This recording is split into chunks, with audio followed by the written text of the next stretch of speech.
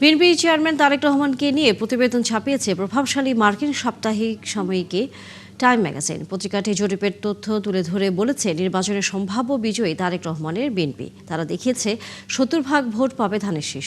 যিশু খ্রিস্টের একটি রূপক চরিত্রের সাথে তুলনা করে টাইম ম্যাগাজিন তারেক রহমানকে প্রডিগাল সন বা ডানপিটে সন্তানের প্রত্যাবর্তন বলে অভিহিত করেছে। আরও জানাচ্ছেন নুরনবী সরকার।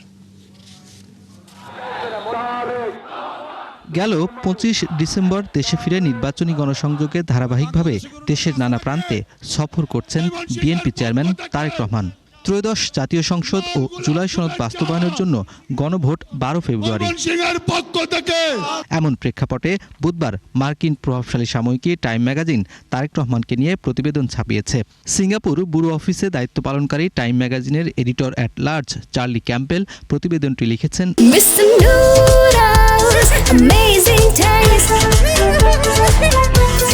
ও তারেক রহমানের সাক্ষাৎকার নিয়েছেন।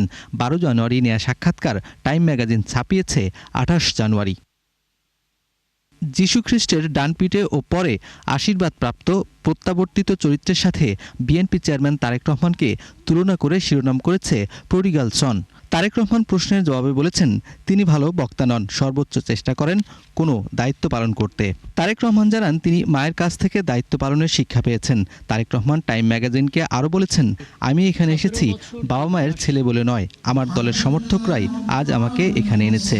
তারেক রহমানের অতীত নিয়ে সমালোচকদের কিছু সম্বোধন ব্যবহার করেছে টাইম ম্যাগাজিন। জবাবে তারেক রহমান বলেছেন, ওরা কিছুই প্রমাণ করতে পারেনি।